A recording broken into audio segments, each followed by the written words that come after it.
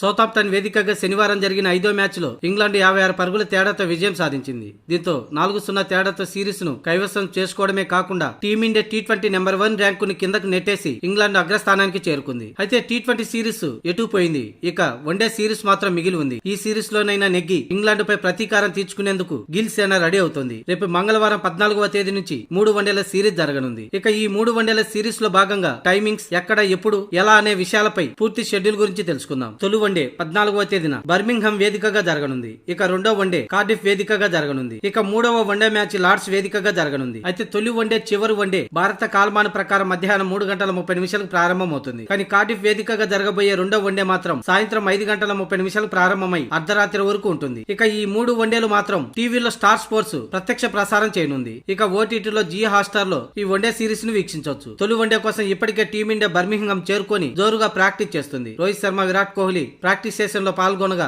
మిగతా ప్లేయర్లందరూ తొలి మ్యాచ్ కోసం సిద్ధమవుతున్నారు.